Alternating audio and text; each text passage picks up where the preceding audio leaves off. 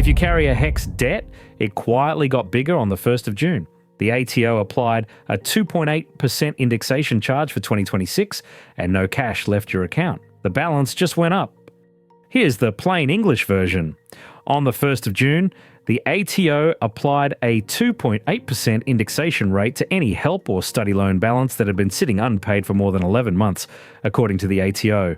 That covers HECS-HELP, vet student loans, student startup loans, and apprenticeship support loans too. People assume HECS is free because there's no interest, but that's the trap. The ATO indexes your loan each year to maintain its real value against inflation or wage growth, whichever is lower per the ATO.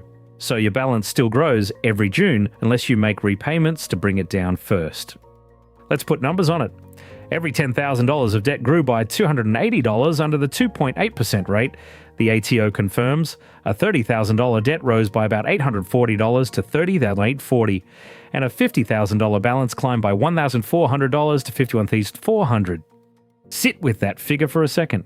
A typical $30,000 balance grew by roughly $840 in a single day, according to the ATO, without you spending a cent. That's the cost of doing nothing. Here's the detail buried in the rules. Indexation applies to whatever balance is sitting against your loan on the 1st of June. The ATO explains, pay before that date and you shrink the amount that gets indexed. Pay even a day after and you've missed the window entirely for this year. So, what do you actually do?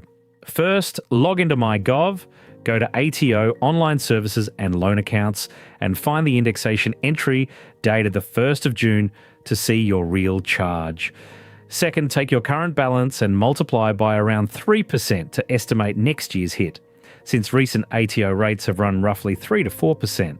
Third, set a voluntary repayment target you can pay before the 1st of June 2027, so your balance falls instead of creeping up. Mark this date hard.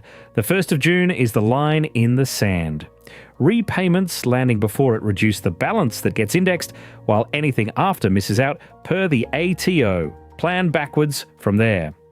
Keep an eye on what's coming because the rate shifts every year.